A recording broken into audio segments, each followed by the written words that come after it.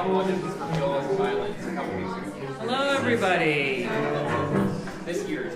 Welcome to Opera Praktikos and our production of the Spoon Theory Song Cycle. I am so thrilled that you are all here for tonight. My name is Marianne Amott-Neuwirth. I'm the executive producer of Opera Praktikos, and I'm here with my partner in opera, Greg Moomji, who is our artistic director.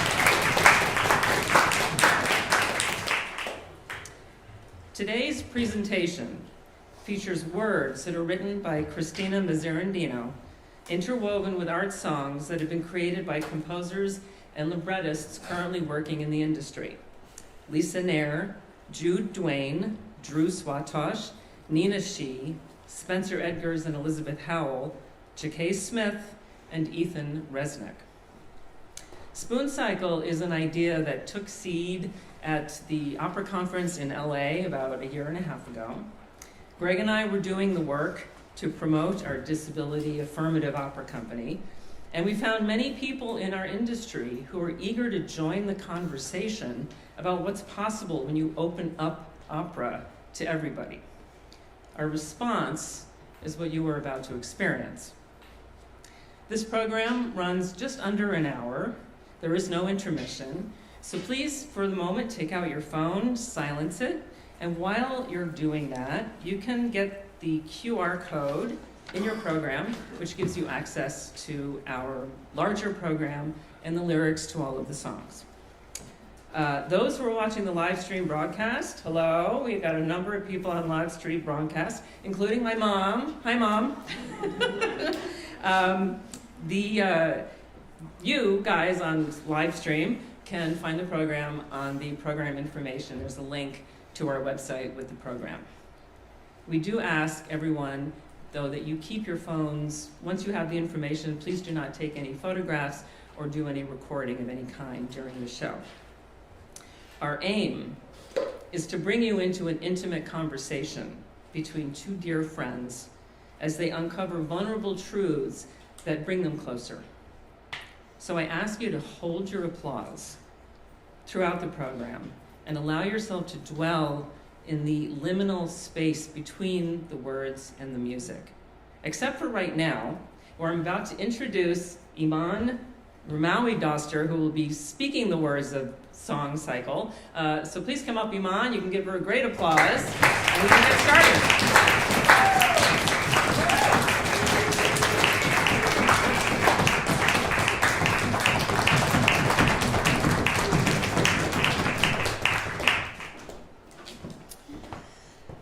Thank you.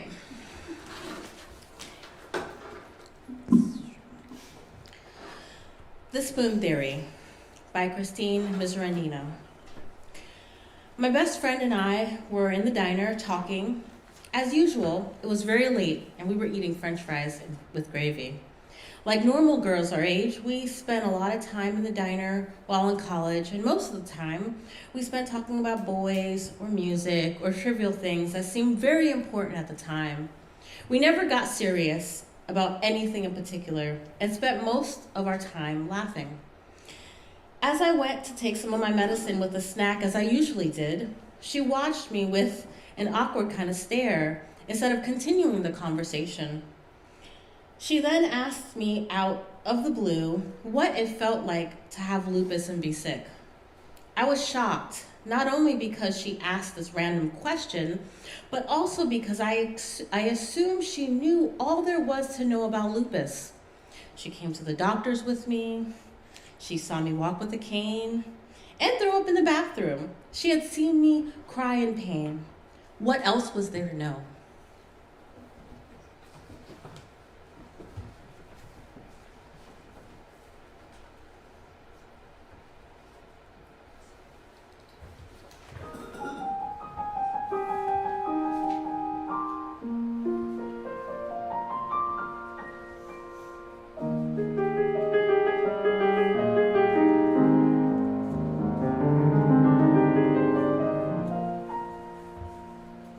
I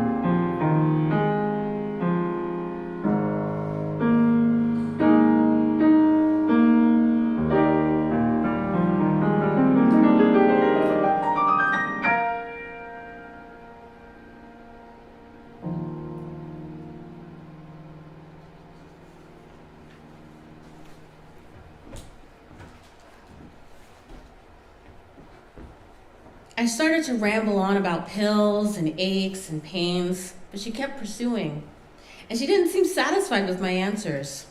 I was a little surprised, as being my roommate in college and friend for years, I thought she already knew the medical definition of lupus. She then looked at me in the face with Then she looked at me with a face every sick person knows well, the face of pure curiosity about something no one healthy can truly understand. She asked what it felt like, not physically, but what it felt like to be sick, to be me. For my whole life, it felt like healthy people have always misunderstood me.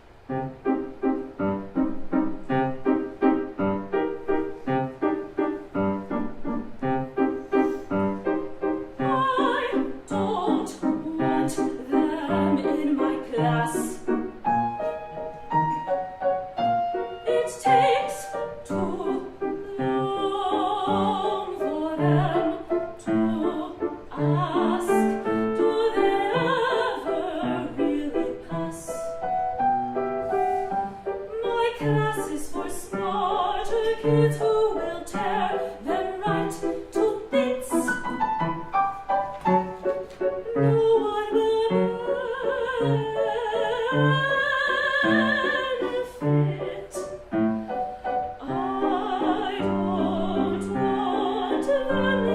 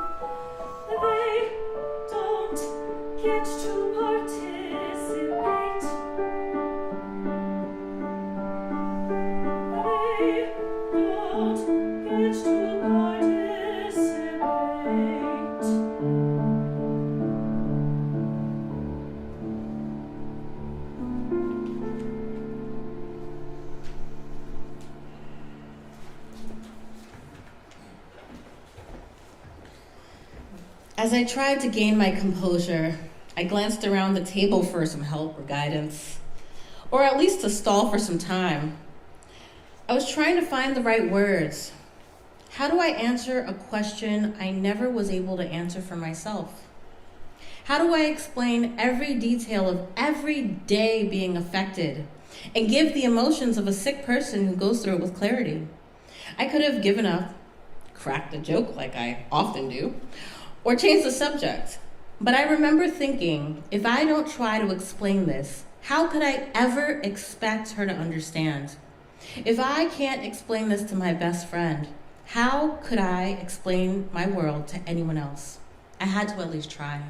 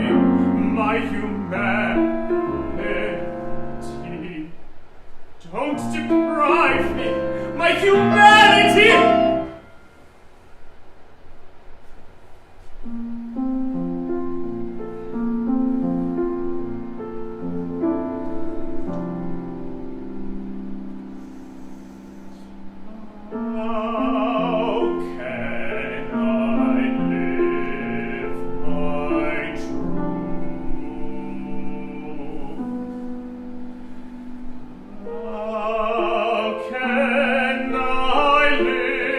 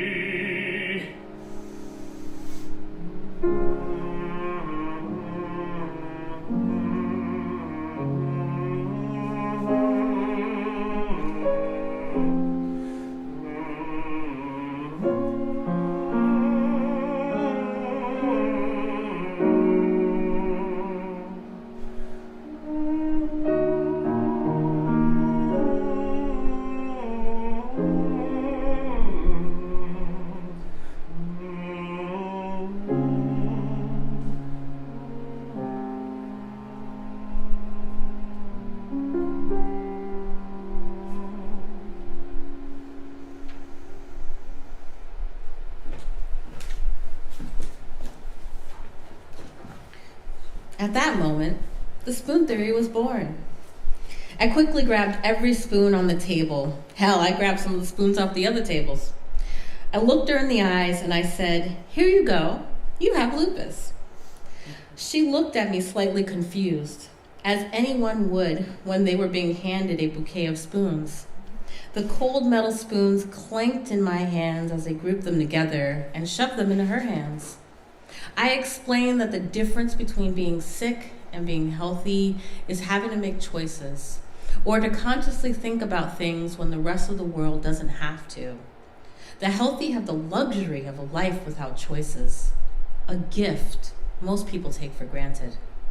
Most people start the day with an unlimited amount of possibilities and energy to do whatever they desire, especially young people. For the most part, they don't need to worry about the effects of their actions. So for my explanation, I use spoons to convey this point. I wanted something for her to actually hold for me to then take away. Since most people who get sick feel a loss of a life they once knew. If I was in control of taking away the spoons, then she would know what it feels like to have someone or something, in this case lupus, being in control.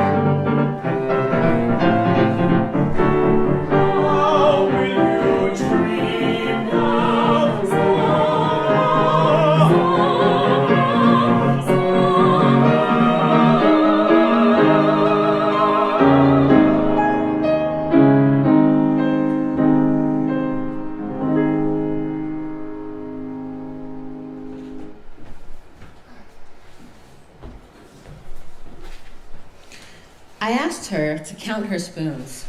She asked why, and I explained that when you are healthy, you expect a never-ending supply of spoons. But when you now have to plan your day, you need to know exactly how many spoons you are starting with.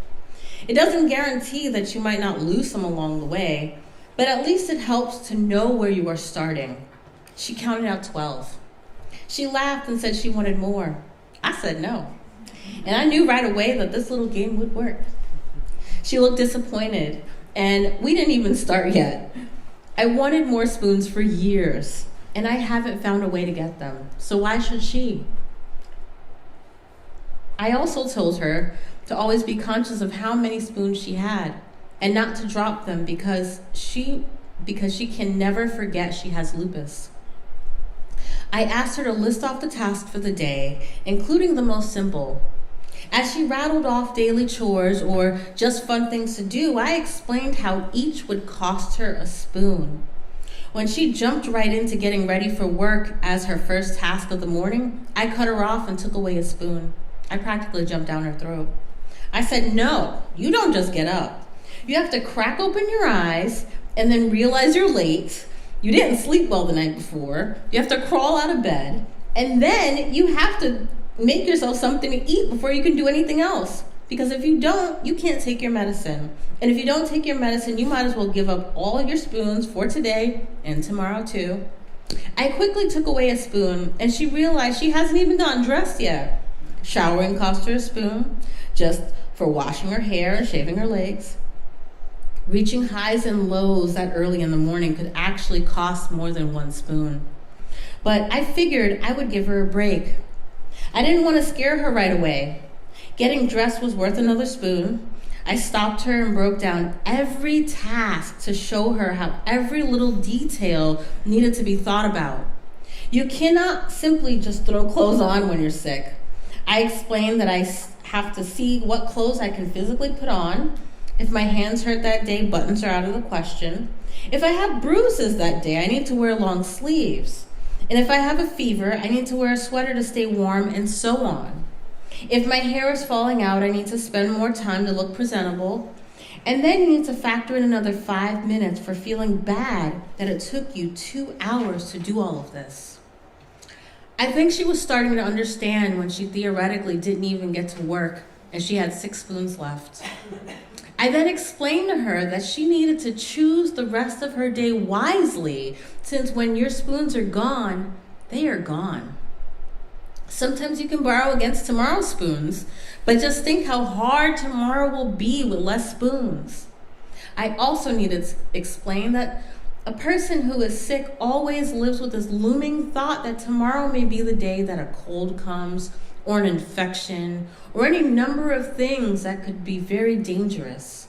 So you don't want to run low on spoons, because you never know when you truly will need them.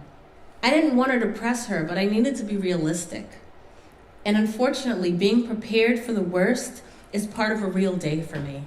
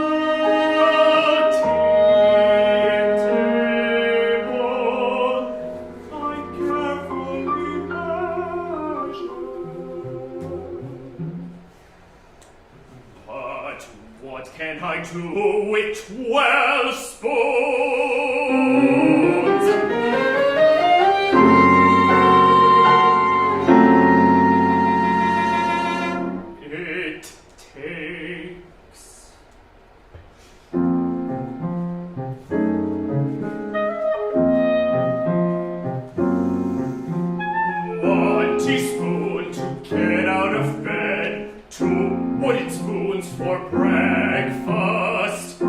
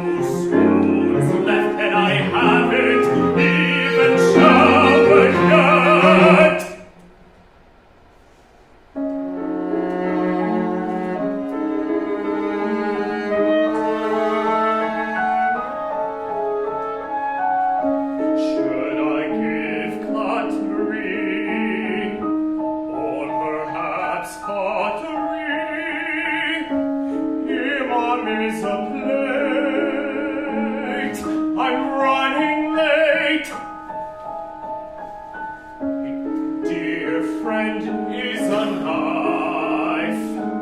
I can't make the drive. I need to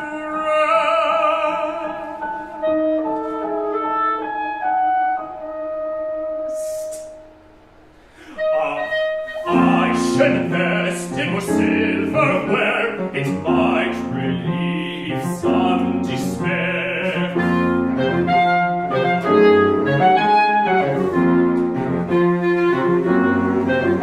Despite meticulous planning, there's always more to do. I can borrow from tomorrow, be left with fewer spoons.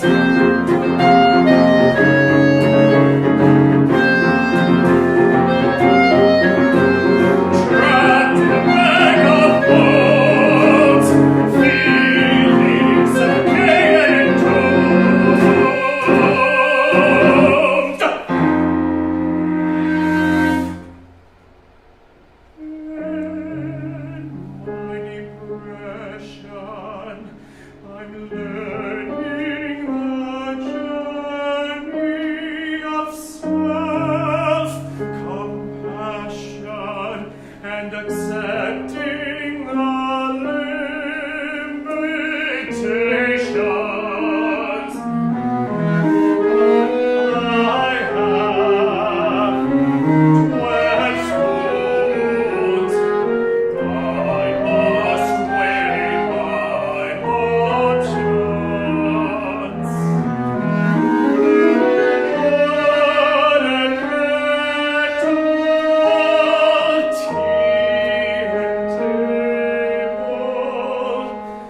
A mixture I'm trying to measure.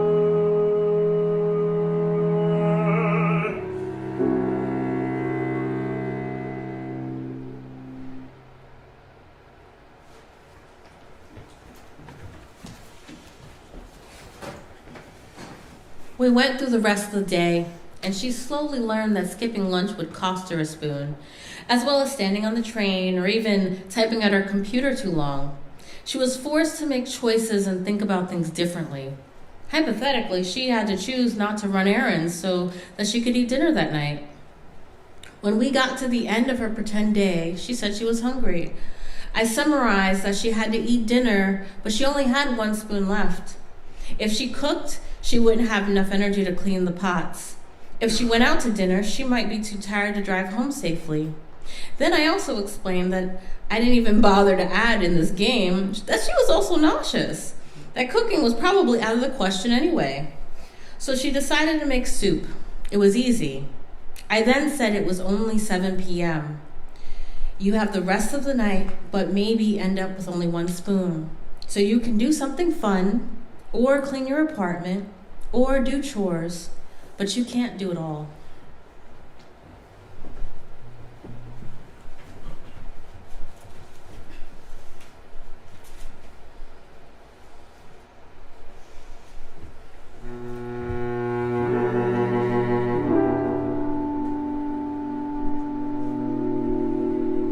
When skies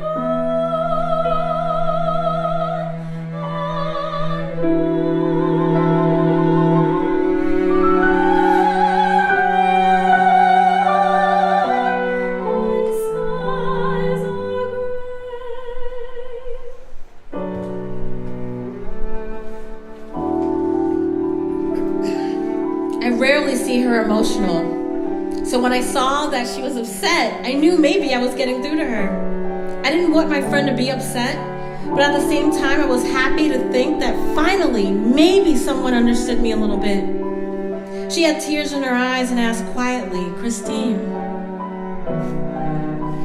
how do you do it? Do you really do this every day?" I explained that some days were worse than others.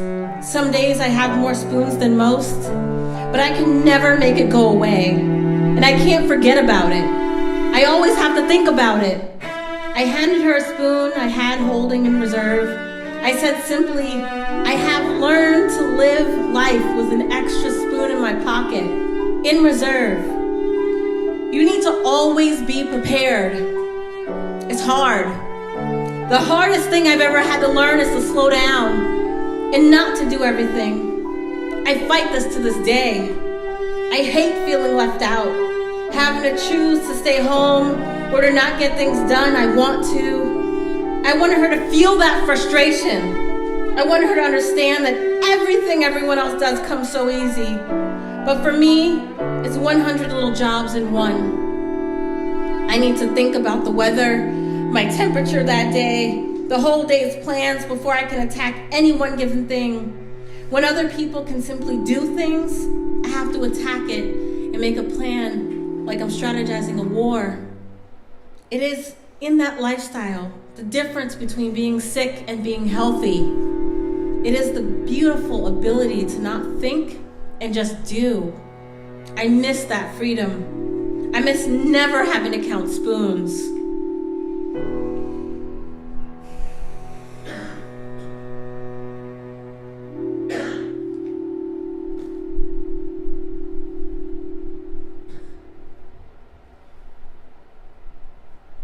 Afterward, we were emotional and talking about this for a little while longer.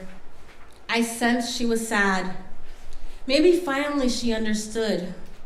Maybe she realized that she never could truly and honestly say she understands.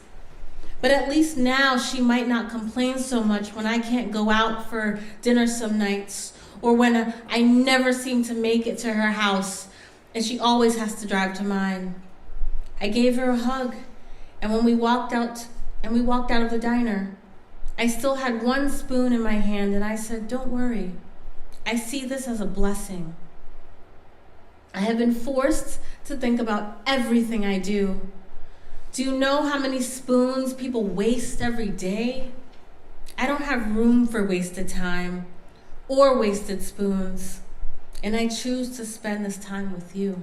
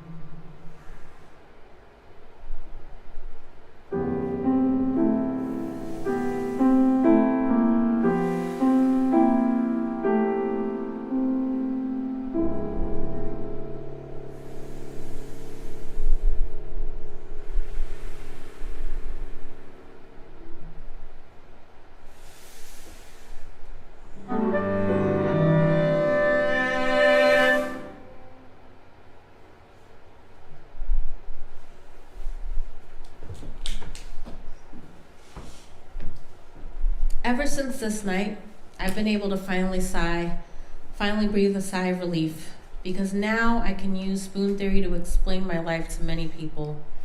In fact, my family and friends refer to spoons all the time. It has been a code word for what I can and cannot do. Once people understand the spoon theory, they seem to understand me better. But I also think they live their life a little differently too. I think it isn't just good for understanding lupus, but anyone dealing with a disability or illness. Hopefully they don't take so much for granted, or their life in general. I give a piece of myself in every sense of the word when I can do anything. I have become somewhat famous for jokingly telling people they should feel special when I spend time with them because they have one of my spoons. Today we have chosen to spend our time with you. Today we have chosen to spend our spoons with you. And now you can all spread the message. Thank you.